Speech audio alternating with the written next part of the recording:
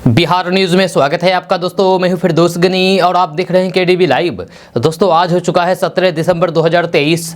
तो आज की पूरे बिहार की टॉप न्यूज लेकर आए हैं आपके लिए। दोस्तों वीडियो शुरू करने से पहले आपको बता दें कि अगर आप नए आए हैं इस चैनल पर तो फिर चैनल को सब्सक्राइब करके बेल आइकन को प्रेस कर दीजिए और साथ ही वीडियो को लाइक कर दीजिए, अपने दोस्तों के साथ शेयर भी कीजिए। तो चलिए शुरू करते हैं आज की पूरे बिहार की टॉप न्यूज। दोस्तों आज बिहार न्यूज की शुरुआत टॉप हेडलाइन के साथ करते हैं। तो बात करते हैं कि के पाठक के सामने महिला शिक्षिका भूल गई अपना नाम, जोर घटाव भी नहीं कर पाई, 29 में 11 नहीं घटा पाई प्रधानाध्यापिका। बिहार की हवा में घुलता जा रहा है जहर, 14 जिलों में स्थिति खराब, पूर्णिया में AQI 400 पार, जाने अपने शहर का हाल। बिहार के सीएम नीतीश कुमार की जान को खतरा, जिला प्रशासन के लेटर से हुआ है खुलासा।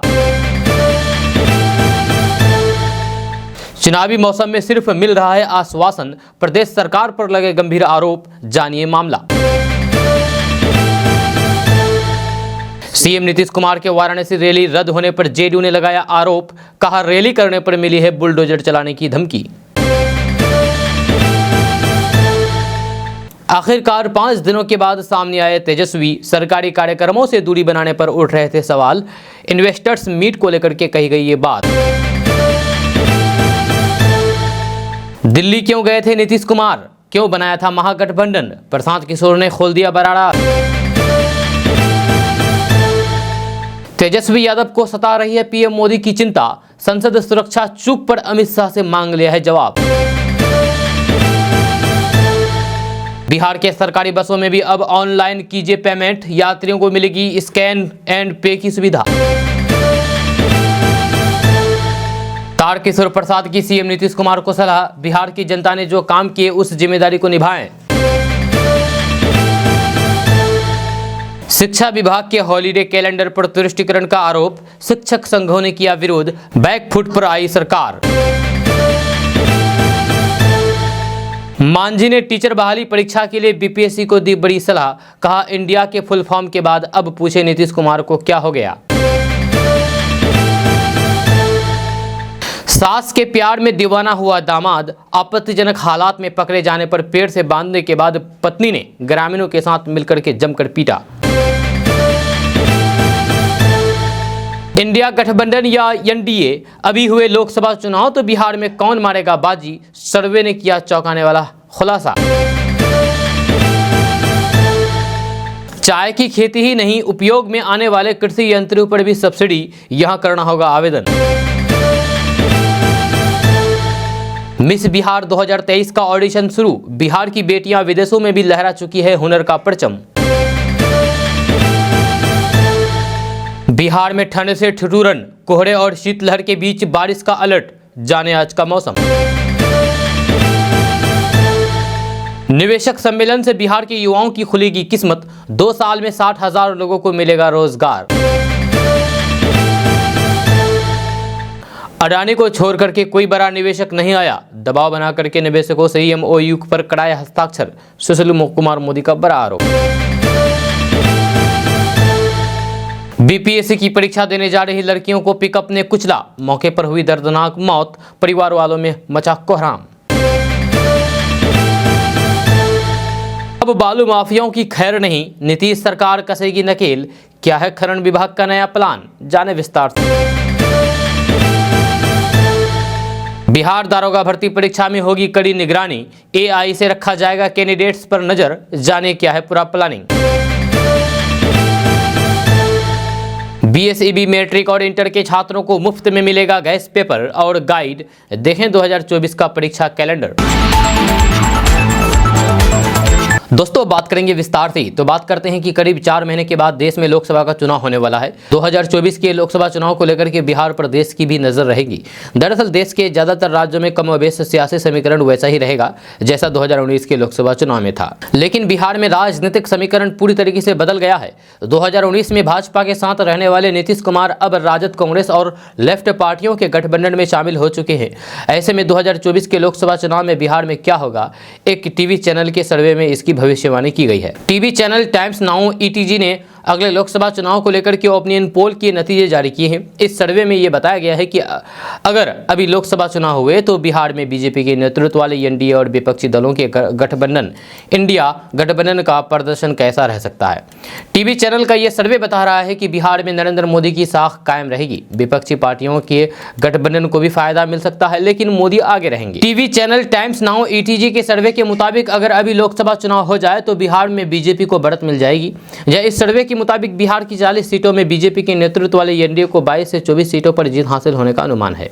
आपको बता दूं कि एनडीए में बिहार में बीजेपी के अलावा उपेंद्र कुशवाहा की आरएलजेडी, चिराग पासवान की पार्टी, जीतन राम मांझी की पार्टी भी शामिल है। साथ ही साथ पशुपति पारस की भी पार्टी शामिल है। इस गठबंधन की मौजूदा स्थिति यही कि बीजेपी के पास कुल 17 सीटें हैं, वहीं पारस के पास 5 सीटें हैं, चिराग पासवान के पास 1 सीट है। यानी कि मौजूदा समय में एनडीए के पास 23 सीटें हैं। यहाँ पर टाइम्स नाउ का सर्वे बता रहा है कि एनडीए को नुकसान नहीं होने वाला है।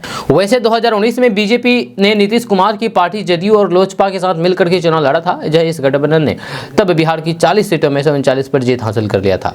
बीजेपी को 17, जेडीयू को 16 और लोजपा को 6 सीटों पर जीत हासिल हुई थी। टाइम्स नाउ के सर्वे के मुताबिक अगर अभी लोकसभा चुनाव हो जाए तो इंडिया गठबंधन को बिहार में 16 से 18 सीटों पर जीत हासिल हो सकती है। इस गठबंधन में जेडीयू, आरजेडी, कांग्रेस और लेफ्ट पार्टियां शामिल है। इसमें जेडीयू के पास 16 और फिर कांग्रेस के पास 1 सीट है। यानी इंडिया गठबंधन को कोई फायदा नहीं होने जा रहा है, लेकिन इंडिया गठबंधन को नुकसान भी नहीं होने जा रहा है। दोस्तों अब बात करेंगे कि मैट्रिक इंटरमीडिएट बिहार बोर्ड परीक्षा 2024 की डेट शीट के बाद बिहार माध्यमिक शिक्षा बोर्ड यानी कि बीएसईबी ने कक्षा 9 और 11 के डेट शीट्स भी जारी कर दी है। जो छात्र आगामी परीक्षा 2024 के लिए उपस्थित होंगे वे बिना किसी देरी के बिहार बोर्ड की आधिकारिक वेबसाइट biharboardonline.bihar.gov.in पर जाकर के अपनी क्लास की डेट शीट चेक कर सकते हैं। Bihar board exam time table के अनुसार बीएसईबी कक्षा 9 और 11 की परीक्षाएं 26 दिसंबर 2023 से शुरू होने वाली है। जब 9वीं की परीक्षाएं 2 शिफ्ट में आयोजित की जाएगी। पहली शिफ्ट 9:30 बजे से 11 बजे तक होगी, जबकि दूसरी शिफ्ट सुबह 11:30 बजे से दोपहर 1 बजे तक चलेगी। इसी तरीके से बिहार बोर्ड कक्षा 11वीं की परीक्षा भी 2 शिफ्ट में दोपहर 1:30 बजे से 3 बजे तक और दोपहर 3:30 बजे से शाम 5 बजे तक चलेगी। दोस्तों अब बात करेंगे कि अयोध्या में 22 जनवरी को नवनिर्मित राम जन्मभूमि मंदिर के भव्य उद्घाटन के लिए तैयार है। जी हाँ, भारतीय रेलवे भक्तों के लिए देश के विभिन्न हिस्सों से 1000 से अधिक विशेष ट्रेन चलाने की योजना बना रहा है। इन ट्रेनों का संचालन 19 जनवरी से शुरू होगा और फिर भव्य उद्घाटन के अगले 100 दिनों तक चलेगा, ताकि श्रद्धालु पवित्र शहर की यात्रा कर सके। ये विशेष ट्रेनें तीर्थ यात्रियों के लिए दिल्ली, मुंबई, चेन्नई, बेंगलुरु, पुणे, कोलकाता, नागपुर, लखनऊ और जम्मू सहित प्रमुख शहरों से अयोध्या तक चलेगी। सूत्रों के मुताबिक मांग को देखते हुए भारी पैमाने पर ट्रेन चलाए जाएंगे। अधिक संख्या में आने वाले यात्रियों को ध्यान में रखते हुए अयोध्या स्टेशन को भी नया रूप दिया गया है। विशेष ट्रेनों के अलावा रेलवे का खान पान और टिकटिंग विभाग भी उद्घाटन के इन 10 से 15 दिनों के दौरान 24 घंटे तीर्थ यात्रियों के लिए सेवाएं प्रदान करने की व्यवस्था कर रहा है। अधिकारियों ने राम मंदिर के उद्घाटन के बाद भक्तों की मांग को पूरा करने के लिए कई फूड स्टॉल लगाने की भी योजना बनाई है। अयोध्या रेलवे स्टेशन अब लगभग 50,000 व्यक्तियों की दैनिक आवाजाही को संभाल सकता है। ये 15 जनवरी तक पूरी तरीके से तैयार हो जाएगा। दोस्तों बिहार में शिक्षकों को शपथ पत्र देना होगा। जी हाँ, बिहार में नौकरी करने वाले सरकारी शिक्षकों के लिए बड़ी खबर सामने आ रही है। ताज़ा रिपोर्ट्स के मुताबिक बिहार में चयनित होने वाले नए शिक्षकों को 31 जनवरी से पहले एक शपथ पत्र देना होगा। इसको लेकर के सभी जिलों को निर्देश दे दिया गया है। खबर के अनुसार शपथ पत्र में टीचरों को ये जानकारी देनी होगी कि वे स्कूल से 15 किलोमीटर की दायरे में रहेंगे। इसके लिए उन्हें 31 जनवरी तक का समय दिया गया है। अगर टीचर ये शपथ पत्र जमा नहीं करते हैं तो फिर उन्हें फरवरी महीने की सैलरी नहीं मिलेगी। आपको बता दें कि बिहार में बहुत से टीचर ऐसे हैं जो स्कूल से काफ़ी दूर शहरों में रहते हैं, जिसके कारण उन्हें स्कूल पहुंचने में देरी होती है, जिससे बच्चों की पढ़ाई प्रभावित होती है। इसी को देखते हुए विभाग ने सभी जिलों को आदेश जारी कर दिया है। जब विभाग ने यह साफ कर दिया है कि शिक्षकों को हर हाल में अपने आवास की व्यवस्था विद्यालय या फिर प्रखंड मुख्यालय में ही करनी होगी। इसके लिए उन्हें शपथ पत्र भी देना होगा। शपथ पत्र में गलत जानकारी देने पर कार्रवाई भी की जा सकती है। दोस्तों बक्सर, आरा, पटना के रास्ते बिहार में भी बुलेट ट्रेन दौड़ेगी। जी हाँ, केंद्र की मोदी सरकार भारत के कई राज्यों में बुलेट ट्रेन चलाने की योजना पर काम कर रही है। ताज़ा रिपोर्ट्स के मुताबिक बिहार के बक्सर, आरा, पटना के रास्ते दिल्ली से हावड़ा के लिए बुलेट ट्रेन चलाने की योजना बनाई जा रही है। खबर के अनुसार बिहार में बक्सर, भोजपुर, पटना और गया के रास्ते दिल्ली से हावड़ा तक बुलेट ट्रेन चलाने को लेकर के एरियल सर्वे का काम पूरा कर लिया गया है। अब सामाजिक सर्वेक्षण का काम शुरू कर दिया गया है, जहां बहुत जल्द इस सर्वे का काम भी पूरा कर लिया जाएगा। आपको बता दूं कि national high speed rail corporation limited ने बिहार में गुजरने वाली बुलेट ट्रेन की जो रूट तय किया है, उसके मुताबिक बक्सर के बाद आरा, उदयवंत नगर, पटना और गया में बुलेट ट्रेन का स्टेशन बनाया जाएगा। दरअसल बुलेट ट्रेन चलाने को लेकर के survey company ideal impression market research Bhojpur के उदयवंत नगर में गांव के लोगों से मिलकर के उन्हें इस परियोजना के बारे में बता रही है, जहां साथ ही साथ लोगों से राय ले रही है, जहां जल्द ही मिट्टी जांच की प्रक्रिया शुरू होगी और फिर जमीन का अधिग्रहण शुरू कर दिया जाएगा और फिर बिहार में भी अब बहुत जल्द बुलेट ट्रेन चलने लगेगी। दोस्तों, अगर आप बिहार स्टूडेंट क्रेडिट कार्ड योजना से लोन लिए हैं तो आपके लिए बड़ी खबर है, क्योंकि अब आपको नोटिस दिया जा रहा है। जी हां, आपको बता दें कि बिहार में पढ़ाई करने के लिए सरकार के द्वारा मुख्यमंत्री स्टूडेंट क्रेडिट कार्ड योजना के तहत लोन दिया जाता है, जहां वही पढ़ाई पूरी करने के बाद लोन की राशि वापस करनी होती है। लेकिन राज्य में बहुत से लोग लोन को वापस नहीं कर रहे हैं, जहां उन लोगों को सरकार के द्वारा नोटिस भेजा जा रहा है। खबर के अनुसार विभाग के द्वारा ऐसे छात्रों को चिन्हित करके नोटिस भेजा जा रहा है जो स्टूडेंट क्रेडिट कार्ड योजना की लोन राशि को वापस नहीं कर रहे हैं। छात्र नोटिस के बाद भी अगर लोन की राशि का भुगतान नहीं करते हैं तो उनके खिलाफ सर्टिफिकेट केस दर्ज किया जाएगा। आपको बता दें कि बिहार में बहुत से छात्र बिहार स्टूडेंट क्रेडिट कार्ड योजना का लाभ लेकर के पढ़ाई किया है, लेकिन नौकरी लगने के बाद भी कुछ छात्र छात्राओं ने लोन की राशि वापस नहीं की है। यहाँ तक कि कुछ ने अपने मोबाइल नंबर भी बदल दिए हैं। बिहार स्टूडेंट क्रेडिट कार्ड से लोन लेकर के पढ़ाई करने वाले छात्रों को अगर नौकरी नहीं मिली है तो वे DRCC कार्यालय को जानकारी देकर के शपथ पत्र भर सकते हैं। ऐसा करने के बाद उनके नाम नोटिस जारी नहीं किया जाएगा।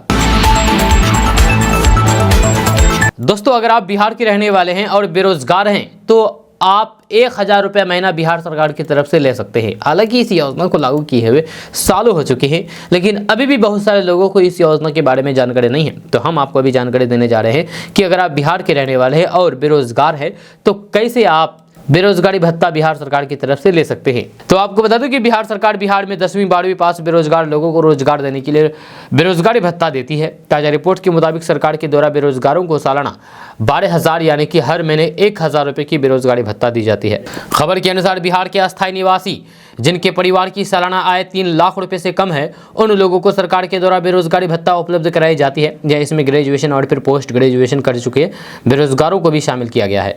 आपको बता दूं कि बेरोजगारी भत्ता का लाभ लेने के लिए आवेदनकर्ता की उम्र 21 साल से लेकर के 35 साल के बीच की होनी चाहिए, जहाँ तभी इसका लाभ उठा सकेंगे। इसके बारे में और अधिक जानकारी के लिए आप आधिकारिक वेबसाइट को विजिट कर सकते हैं। तो आपको बता दूं कि मुख्यमंत्री स्वयं सहायता भत्ता योजना का लाभ लेने के लिए आप आधिकारिक वेबसाइट पोर्टल www.7nischay-yuvamission.bihar.gov.in/ पर जाकर के ऑनलाइन के द्वारा आवेदन की प्रक्रिया को पूरा कर सकते हैं।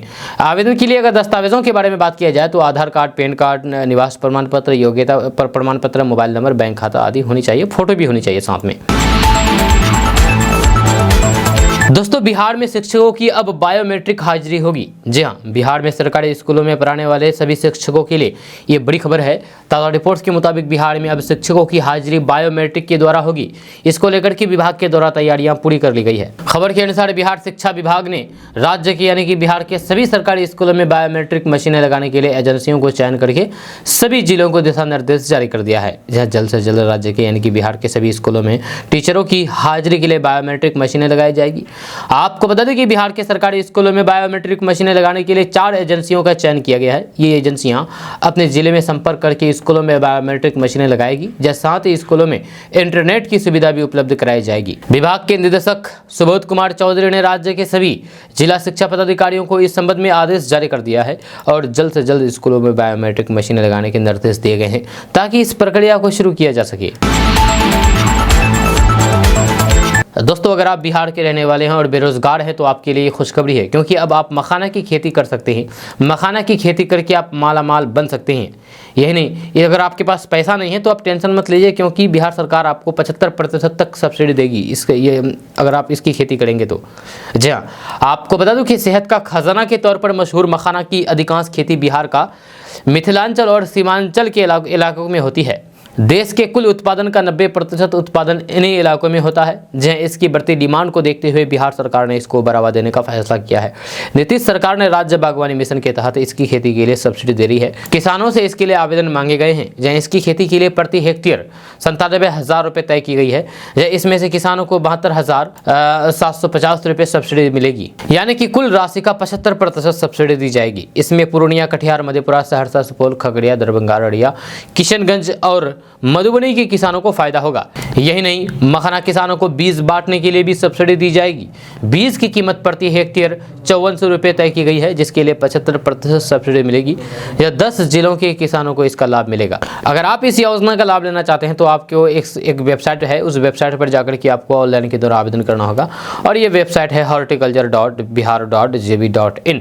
इस वेबसाइट पर जाकर के आप इसके लिए ऑनलाइन के द्वारा आवेदन कर सकते हैं और इस योजना का लाभ ले सकते हैं। तो दोस्तों, शिक्षा विभाग के अपर मुख्य सचिव के पाठक का बिहार के सरकारी विद्यालयों में लगातार दौरा चल रहा है। जहाँ इस दौरान वे शिक्षकों का क्लास लगाते हुए नजर आते हैं। जहाँ इसी क्रम में के पाठक शुक्रवार को वैशाली जिले के एक स्कूल पहुंचे, जहां उन्होंने जांच पड़ताल और पूछताछ शुरू कर दी। इस दौरान एक अजीब वाकया हुआ। जब के पाठक एक महिला शिक्षिका से पूछताछ करने लगे तो फिर शिक्षिका के पाठक की डर से अपना नाम ही भूल गई। जब बिहार की शिक्षा व्यवस्था को पटरी पर लाने के लिए के पाठक वैशाली के एक विद्यालय पहुंचे थे, जब महिला शिक्षिका से के पाठक ने पूछताछ करना शुरू कर दिया। के पाठक का खौफ ऐसा कि महिला शिक्षिका खुद का नाम भूल गई और फिर बड़े मासूमियत और घबराए अंदाज में जवाब दिया कि आपके खौफ में नाम भूल गए। ये महिला टीचर पहले जोड़ घटाव भूल गई और फिर अपना नाम भी भूल गई। वहीं पर के पाठक ने 29 में से 11 घटाने के लिए कहा तो शिक्षिका भूल गई। या शिक्षिका को कुछ समझ में ही नहीं आया कि आखिर 29 में से 11 घटाए तो कितना बचेगा। बाद में फिर शिक्षिका ने कहा कि सर 11 बचता है, भूल गए थे। दोस्तों, बिहार के मुख्यमंत्री नीतीश कुमार की जान को खतरा है। जिला प्रशासन के एक लेटर से यह खुलासा हुआ है। आपको बता दें कि बिहार के मुख्यमंत्री नीतीश कुमार की सुरक्षा को लेकर के एक बड़ा खुलासा हुआ है। बिहार सरकार के गृह विभाग से जुड़ी एक चिट्ठी सामने आई है, जिससे पता चला है कि नीतीश कुमार की जान को खतरा है। जानकारी मिली है कि नीतीश कुमार के पिछले दिनों हुए सीतामढ़ी दौरे से पहले डीएम और एसपी ने विभाग को एक चिट्ठी जारी करके सुरक्षा इंतजाम कड़े रखने के निर्देश दिए थे। उस चिट्ठी में नीतीश कुमार को खतरे वाली बात का जिक्र किया गया था। सीएम नीतीश कुमार की सुरक्षा को लेकर के 2018 में स्पेशल ब्रांच की ओर से पुलिस और प्रशासन को लिखी एक चिट्ठी की बातों का भी जिक्र किया गया था, जिसके मुताबिक सीएम नीतीश कुमार को नक्सलियों के अलावा आपराधिक गिरोह से भी जान को खतरा है। जी हाँ, सीएम नीतीश कुमार की सुरक्षा को लेकर के डीएम और एसपी की ओर से जारी पत्र में लिखा गया था कि मुख्यमंत्री की सुरक्षा के पुख्ता इंतजाम होने चाहिए। इस पत्र के मुताबिक मुख्यमंत्री को Z+ की सुरक्षा मिली हुई है और फिर वे ASL प्रोटेक्टी है। साथ ही उन्हें बिहार विशेष सुरक्षा दल अभियान अधिनियम के तहत भी सुरक्षा दी गई है। मुख्यमंत्री के आवागमन और फिर प्रस्थान के समय एक्सलेस कंट्रोल पर विशेष नज़र रखने की आवश्यकता है। इसी के साथ फर्जी पहचान पत्र पर संदिग्ध व्यक्ति विशिष्ट व्यक्तियों के समूह में शामिल हो सकते हैं। इसलिए विशेष शाखा के पदाधिकारी सही पहचान पर ही किसी व्यक्ति को अंदर जाने की सलाह दें। जिला और पुलिस प्रशासन के इस पत्र में लिखा गया है कि सीएम को CPI माओवादी के साथ दूसरे उग्रवादी संगठनों और आपराधिक गिरोहों से भी गंभीर खतरा बना हुआ है। नक्सल प्रभावित जिलों में लैंड माइंस और रिमोट संचालक IED के इस्तेमाल से संबंधित घटनाएं पहले हो चुकी है, जिसकी वजह से नक्सल माओवादी प्रभावित क्षेत्रों में बारूदी सुरंग विस्फोटक की घटनाओं को देखते हुए उनकी यात्रा और रुकवाने की वाली जगह पर विशेष सतर्क रहने की ज़रूरत है। बिहार सरकार द्वारा जारी इस आधिकारिक आदेश के अनुसार हाल ही में हुए घटित नक्सली गतिविधियों को देखते हुए मुख्यमंत्री नीतीश कुमार की सुरक्षा के कड़े इंतजाम की आवश्यकता है। यह ऑर्डर मुजफ्फरपुर में भ्रमण कार्यक्रम के संबंध में था। दोस्तों, लोकसभा चुनाव 2024 में भाजपा को हराने के लिए बिहार के मुख्यमंत्री नीतीश कुमार की पहल पर विपक्षी दलों का गठबंधन इंडिया बना है। लेकिन इंडिया का फुल फॉर्म क्या है, आज भी ये ज़्यादातर लोगों की जुबान पर याद नहीं है। लेकिन बिहार में चल रही BPSC शिक्षक भर्ती परीक्षा में अब यही सवाल पूछा गया है कि इंडिया का फुल फॉर्म क्या है। BPSC द्वारा शिक्षकों की भर्ती का दूसरा चरण चल रहा है, जहाँ इसमें 1,20,000 पदों पर भर्ती चल रही है। 15 दिसंबर को भर्ती परीक्षा का आखिरी दिन था, जहाँ इस परीक्षा में कुल 150 सवाल पूछे गए, जिसमें सवाल नंबर 58 में विपक्षी राजनीतिक दलों के गठबंधन इंडिया का फुल फॉर्म क्या है, ये सवाल पूछा गया। इस परीक्षा में 8 लाख से ज़्यादा अभ्यर्थी शामिल हुए। अब इंडिया का फुल फॉर्म पूछने के BPSC के निर्णय को भाजपा ने CM नीतीश कुमार के प्रचार का तरीका बताया है। परीक्षा में राजनीतिक दलों के गठबंधन से जुड़े सवाल पूछने को सस्ते प्रचार का माध्यम बताते हुए सीएम नीतीश कुमार पर सरकारी मशीनरी का दुरुपयोग करने का आरोप बीजेपी लगा रही है। भाजपा प्रवक्ता डॉक्टर राम सागर सिंह ने शनिवार को कहा कि नीतीश कुमार और तेजस्वी यादव द्वारा बीपीएससी शिक्षक भर्ती परीक्षा को प्रचार का अड्डा बना दिया जाए। इस परीक्षा के माध्यम से ये लोग इंडिया का प्रचार करने में लगे हुए हैं। जहां उन्होंने परीक्षा में इंडिया का फुल फॉर्म पूछने पर गहरी आपत्ति जताई है। जहां राम सागर ने कहा कि नीतीश कुमार और तेजस्वी एक ऐसे गठबंधन का फुल फॉर्म छात्रों से पूछ रहे हैं जिसका पूरा नाम उनके ही 95% नेता नहीं जानते हैं। देश के 5 राज्यों के विधानसभा चुनाव में भी इस गठबंधन का बुरा असर हुआ है। बावजूद भी इसके अब बीपीएससी की ओर से इंडिया का प्रचार प्रसार किया जा रहा है, ये निंदनीय है। दोस्तों, बिहार की हवा में जहर घुलता जा रहा है। 14 जिलों की स्थिति काफी ज्यादा खराब है। जब पूर्णिया में AQI 400 के पार पहुंच गया है। आपको बता दें कि बिहार में बढ़ती ठंड के साथ साथ बिहार की हवा भी खराब हो चुकी है। जहां कई जिलों में प्रदूषण युक्त हवा चल रही है। बिहार राज्य प्रदूषण नियंत्रण की रिपोर्ट के अनुसार आज सुबह 7 बजे राजधानी पटना सहित प्रदेश के 14 यानी कि बिहार के 14 जिलों की हवा में प्रदूषण का जहर फैल गया है। इस प्रदूषण युक्त हवा की वजह से सांस लेने से संबंधित बीमारियां होने लगी है। जब बिहार के 14 जिलों में सबसे अधिक पूर्णिया जिले की स्थिति ज्यादा खराब है। यहाँ का वायु गुणवत्ता सूचकांक AQI 419 दर्ज किया गया है। जब प्रदूषण विभाग के अनुसार 400 से ऊपर AQI वाले इलाकों में स्वास्थ्य व्यक्ति को भी सावधान रहने की जरूरत है। जहां इन जिलों के लोगों को प्रदूषण से बचाव की उचित सलाह दी जाती है। वहीं राजधानी पटना सहित 6 जिलों की हवा भी बहुत ज़्यादा खराब है। राजधानी पटना में AQI 319 दर्ज किया गया है, जो कि बहुत ज़्यादा खराब है, जब बहुत खराब माना जाता है। जबकि कटिहार में AQI 399, भागलपुर में AQI 368, सहरसा में AQI 360, अररिया में 352 और छपरा में 306 दर्ज किया गया है। प्रदूषण विभाग ने इन जिलों में हार्ट और सांस की बीमारी वाले व्यक्तियों के अलावा बुजुर्ग के भी प्रदूषण से बचने की सलाह दी है। बुजुर्गों को भी प्रदूषण से बचने की सलाह दी है। जहां वहीं 7 अन्य जिलों में भी हवा की स्तर खराब दर्ज किया गया है। प्रदूषण के अलावा बिहार में ठंड का प्रकोप भी बढ़ता जा रहा है। सर्द हवाओं की वजह से सुबह और शाम के समय लोग ठंड से कपकपाने लगे हैं। जहां हालांकि दोपहर में धूप लोगों को थोड़ी राहत जरूर दे रही है। मौसम विभाग के अनुसार शुक्रवार को बिहार में सबसे कम न्यूनतम तापमान 7 डिग्री सेल्सियस भागलपुर में सबौर में दर्ज किया गया। दोस्तों, नीतीश कुमार के तेजस्वी प्रेम का सच क्या है, इसको लेकर के प्रशांत किशोर ने बता करके नया बवाल खड़ा कर दिया है। जी हाँ, आपको बता दूं कि जनसुराज के सूत्रधार प्रशांत किशोर ने अपनी एक जनसभा में नीतीश कुमार और तेजस्वी यादव पर तीखा हमला बोला। प्रशांत किशोर ने जनसभा में तेजस्वी यादव के लिए नीतीश कुमार के प्रेम का सच बता दिया है। प्रशांत किशोर ने कहा है कि जिस जंगल राज का भय दिखा करके 15 साल तक नीतीश कुमार ने राज किया, आज वही नीतीश कुमार कह रहे हैं कि तेजस्वी लीड करेगा। प्रशांत किशोर ने आगे कहा है कि उनसे बढ़िया कोई आ जाएगा तब तो कहेगा कि जान छूटी इनसे।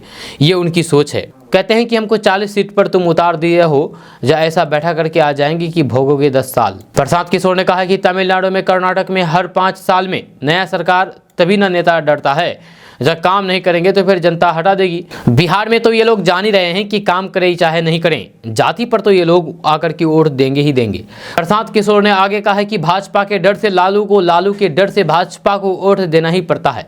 जहाँ तो फिर तब जाकर के ये नेताओं के मन में डर नहीं पैदा कीजिएगा, तब तक आपका भला नहीं होगा।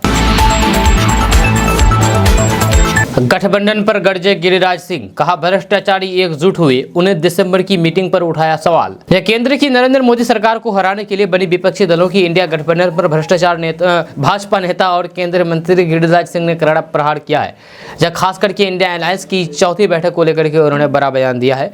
जब गिरिराज सिंह ने कहा है कि भ्रष्टाचार में डूबे सभी लोग एकजुट हो गए हैं। इस गठबंधन को देश की भलाई से कोई भी लेना देना नहीं है। जी सिर्फ अपने मतलब को पूरा करने के लिए मोदी विरोधी दलों ने ये गठबंधन बनाया है।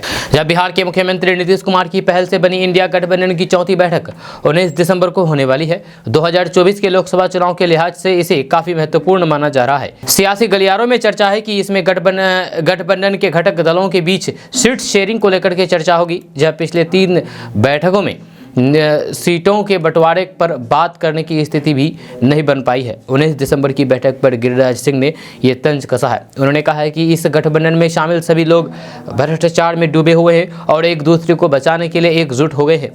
ये लोग देश को झांसा दे रहे हैं, जहाँ क्योंकि जनता की भलाई से इन्हें कुछ भी लेना देना नहीं है। जहाँ उनकी बैठक अपनी हिस्सेदारी के लिए होने वाली है, या देश के लोगों के लिए बैठक में कुछ भी नहीं है। आपसे खींचतान में इतने उलझे हुए हैं कि जनता के लिए कुछ सोचने का समय इनके पास नहीं है। 19 दिसंबर को बैठक में किसको कितना हिस्सा मिलेगा, इसी पर चर्चा करते रह जाएंगे। गिरिराज सिंह ने कहा है कि ये लोग 1-to-1 चुनाव की बात करते हैं, तो फिर हम पूछना चाहते हैं कि कहां 1-to-1 चुनाव नहीं होगा।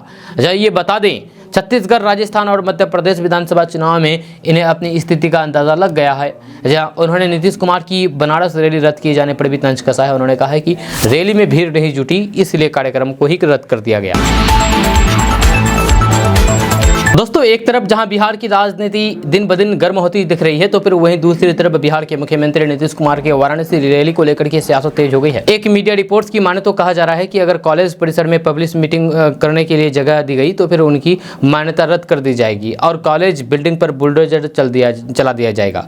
सीएम नीतीश कुमार की वाराणसी रैली को रद्द करने के लिए ये पूरी साजिश उत्तर प्रदेश की बीजेपी सरकार द्वारा रचा गया है। आपको बता दें कि 24 दिसंबर को वाराणसी में प्रस्तावित सीएम नीतीश कुमार की रैली स्थगित होने के बाद जेडीयू ने योगी आदित्यनाथ की पर आरोप लगाते हुए उनकी सरकार पर गंभीर आरोप लगाते हुए ये कहा है। यह आरोप जेडीयू के यूपी प्रभारी श्रवण कुमार ने शुक्रवार को लगाया है। इस आदेश के बाद बिहार और यूपी के सियासी गलियारों में सियासत तेज हो गई है। श्रवण कुमार ने कहा है कि यूपी की भाजपा सरकार ने जानबूझकर के सीएम नीतीश कुमार की रैली को रद्द करने की साजिश रची। इसके लिए रोहनिया की इंटर कॉलेज प्रशासन पर दबाव बनाया गया। आगे उन्होंने कहा है कि जब हमने जनसभा करने के लिए कॉलेज प्रशासन से अनुमति मांगी तो फिर 5 दिन तक प्रबंधन ने हम लोगों को कहा है कि हम जनसभा कर सकते हैं, लेकिन छठे दिन हमारे प्रतिनिधियों को कहा गया है कि हम पर दबाव है या हमारे कॉलेज की मान्यता रद्द करने की धमकी दी जा रही है या हमारे कॉलेज पर बुलडोजर चलाने की धमकी दी गई है। ऐसे में आपको यहाँ सार्वजनिक बैठक करने की इजाज़त देना संभव नहीं है। दोस्तों, बिहार के बाहर जेडीयू निशाना लगाएगी, जहां 21 जनवरी को झारखंड में जनसभा होने जा रही है। जी हां, आपको बता दूं कि लोकसभा चुनाव को महज 4 से 5 महीने बचा हुआ है। जहां चुनाव को लेकर के देश समेत राज्यों की भी राजनीतिक पार्टी अब अपनी चुनावी कार्यक्रम को रफ्तार देने में जुट गई है। ऐसे में अब बिहार की सत्तारूढ़ पार्टी जनता दल यूनाइटेड झारखंड में रैली करने की तारीख और जगह तय कर दिया है। लोकसभा चुनाव 2024 को देखते हुए बिहार के मुख्यमंत्री नीतीश कुमार की झारखंड के रामगढ़ में अपने तय समय पर 21 जनवरी को ही रैली होगी। दरअसल बिहार सरकार के भवन निर्माण मंत्री अशोक चौधरी ने कहा कि झारखंड के रामगढ़ में 21 जनवरी को जेडीयू कार्यक्रम निर्धारित है। सीएम नीतीश कुमार इस चुनावी रैली को संबोधित करेंगे। उन्होंने कहा कि बनारस की रैली के लिए वहां का जिला प्रशासन अनुमति देने में आनाकानी कर रहा था, इसलिए रैली को तत्काल स्थगित कर दिया गया है। पर कार्यक्रम रद्द नहीं हुआ है, इसकी अगली तिथि बहुत जल्द घोषित होगी। जब वहीं जेडीयू की इस रैली के ऐलान के साथ ही बिहार का सियासी मिजाज भी गर्म हो गया था। जब भाजपा लगातार नीतीश कुमार पर इसको लेकर के हमला बोल रही थी, जब नीतीश कुमार इन रैलियों के जरिए बिहार के 2 पड़ोसी राज्यों में अपनी पार्टी को नए पंख देने की तैयारी कर रहे हैं और फिर नीतीश कुमार की रैली को लेकर के जेडीयू ने तैयारियां शुरू कर दी है।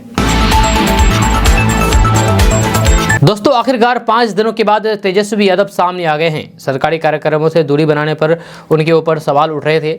यही पर नहीं, उन्होंने इन्वेस्टर मीट में भी शामिल नहीं हुए। आपको बता दूं कि पिछले 5 दिनों से सरकारी कार्यक्रमों से गायब तेजस्वी यादव आखिरकार शुक्रवार को मीडिया के सामने आ गए हैं। तेजस्वी यादव के सरकारी कार्यक्रमों से दूरी बनाने के बाद सियासी गलियारों में तरह तरह के कयास लगाए जा रहे थे। मीडिया में आज जब तेजस्वी यादव के मुख्यमंत्री के कार्यक्रम से दूरी बनाने की खबरें आई तो फिर तेजस्वी यादव सामने आए। दरअसल बिहार में आयोजित 2 दिवसीय इन्वेस्टर मीट में तेजस्वी के शामिल नहीं होने पर सवाल उठने लगे थे। इसके बाद जब तेजस्वी यादव ने शुक्रवार को नवादा में गंगा जल आपूर्ति योजना को लेकर के कार्यक्रम से दूरी बनाई तो फिर सियासी गलियारों में तरह तरह के कयास लगाए जाने लगे। कयास ये भी लगाए जा रहे थे कि इन्वेस्टर मीट के पोस्टर में तस्वीर नहीं होने से तेजस्वी नाराज हो गए थे। जहां मीडिया में खबर आने के बाद आखिरकार तेजस्वी को सामने आना पड़ा। 2 दिवसीय इन्वेस्टर मीट को लेकर के तेजस्वी ने कहा कि बिहार में जो इन्वेस्टर मीट हुआ वह ऐतिहासिक काम है। लगभग 50,000 करोड़ के निवेश का MOU बिहार सरकार के साथ हुआ है, जहां अब तक इतने बड़े पैमाने पर निवेश नहीं हुआ था। तेजस्वी ने इसके लिए मुख्यमंत्री नीतीश कुमार समेत विभाग के तमाम अधिकारियों को धन्यवाद दिया है। उन्होंने कहा कि सरकार का प्रयास था कि बिहार में अधिक से अधिक निवेश लाया जाए। यह आने वाले दिनों में सरकार IIT और फिर टूरिज्म पॉलिसी लाने का काम करेगी ताकि अधिक से अधिक निवेशक बिहार आएं। तेजस्वी ने कहा कि उद्योग के जरिए सरकार की कोशिश होगी कि बिहार के लोगों को बिहार में ही काम मिल सके। जब उद्योग विभाग लगातार निवेशकों को बिहार लाने के लिए काम कर रहा है, आगे भी कोशिश होगी कि जितनी भी बड़ी कंपनियां हैं वो बिहार में निवेश करें और फिर यहाँ अपने उद्योग को स्थापित करें। बिहार के लोगों को बिहार में ही रोजगार मिलेगा तो फिर उससे रेवेन्यू भी सर्कुलेट होगा, जिसका फायदा सभी को मिलेगा। दोस्तों, तेजस्वी यादव को पीएम मोदी की चिंता सता रही है। संसद सुरक्षा पर अमित शाह से जवाब भी मांगा है। जी हां, आपको बता दूं कि उप मुख्यमंत्री तेजस्वी यादव ने कहा है कि संसद की सुरक्षा में चूक के मामले को राजनीति से अलग होकर के देखने की जरूरत है। ये बहुत ही गंभीर चिंता का विषय है। जब संसद भारतीय लोकतंत्र का मंदिर है, जब इसमें प्रधानमंत्री और मंत्री ही नहीं पूरे देश के जनप्रतिनिधि रहते हैं, यह हर किसी की सुरक्षा का सवाल है। तेजस्वी यादव ने शुक्रवार को यहाँ कहा है कि सभी दलों को विचार करना चाहिए कि भविष्य में इस तरह की घटना की पुनरावृत्ति न हो। जब संसद की पूर्ण सुरक्षा के लिए सरकार ठोस कार्य योजना बनाए। उप मुख्यमंत्री तेजस्वी यादव ने कहा है कि सभी दल मांग कर रहे हैं कि इस घटना पर गृह मंत्री अमित शाह सदन में वक्तव्य दें। इसमें कुछ भी बुरा नहीं है। यह गृह मंत्री को संसद में बताना चाहिए कि दर्शक दीर्घा से सदन में कूदने की घटना कैसे हुई है, सुरक्षा में कहां चूक हुई है, सुरक्षा चूक के लिए क्या कार्रवाई हुई और भविष्य में इस तरह की घटनाओं को रोकने के लिए क्या उपाय किए जा रहे हैं। ये सब बताना देश के गृह मंत्री की प्राथमिक जवाबदेही है। संसद सुरक्षा चूक पर आरजेडी सांसद मनोज कुमार झा ने भी प्रतिक्रिया दी है। उन्होंने कहा है कि अगर हम यानी कि विपक्षी सांसद की ये पास जारी करने वाले होते तो फिर हम पर यूएपीए लग गया होता। जब उनकी यानी कि भाजपा सांसद प्रताप सिन्हा कहीं चर्चा में भी नहीं हो रही है। अच्छा, कम से कम चीजों को पब्लिक डोमेन में तो रखना होगा। जहां उस पर कुंडली मार करके बैठने से तो बात नहीं बनेगी।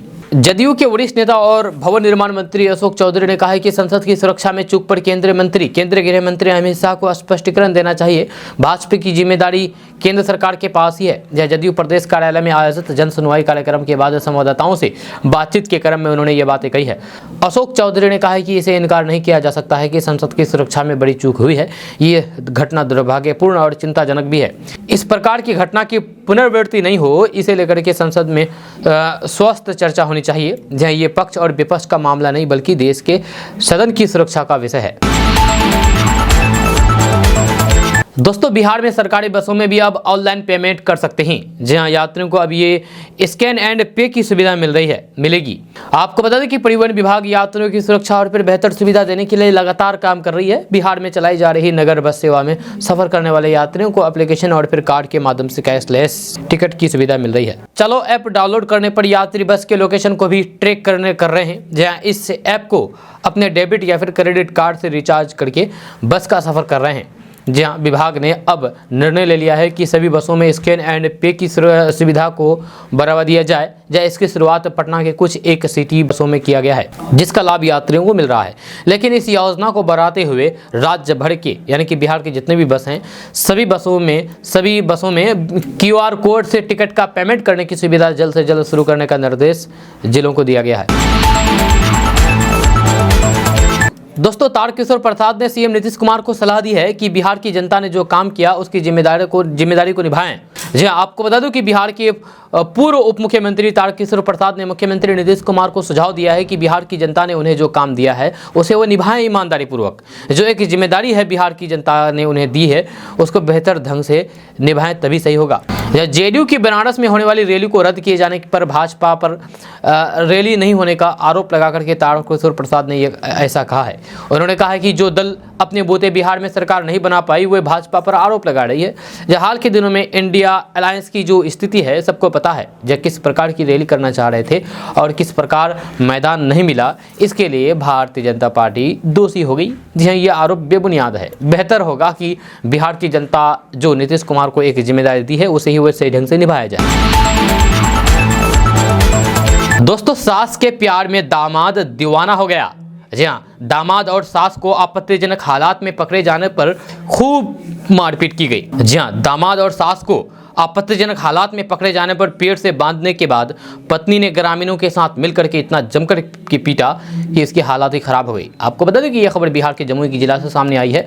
बिहार के जमुई जिला से प्रेम प्रसंग का एक मामला सामने आया है। यहाँ गांव की एक रिश्ते में सास लगने वाली महिला से जो उसके रिश्ते में दामाद लगता है, ससुराल आते जाते दोनों में प्रेम प्रसंग हो गया। जी हाँ, जिसके बाद वो रिश्ते में लगने वाली अपनी सास से रात के अंधेरे में चोरी छिपे मिलने आया करता है। इस बीच एक हफ्ते हुए अपनी सास से रात के अंधेरे में मिलने आया था, जहाँ गांव वाले उसे महिला और फिर उस शख्स को आपत्तिजनक हालात में पकड़े जाने पर महिला को गांव वालों ने खूब कुछ नहीं किया, लेकिन महिला से प्रेम करने वाले शख्स को एक पेड़ से बांध करके उसकी पत्नी को बुला करके पत्नी समेत सभी लोगों ने जम करके पीटा, जिसके कुछ समय बाद उसे चेतावनी देकर के छोड़ दिया गया। जब शख्स को पेड़ में बांध करके पिटाई का वीडियो वायरल हुआ है। हम आपको वीडियो नहीं दिखा सकते हैं क्योंकि वीडियो यूट्यूब के रूल्स एंड रेगुलेशन के खिलाफ है। इस शख्स का नाम सुनील बताया जा रहा है और वह 3 बच्चों का पिता है।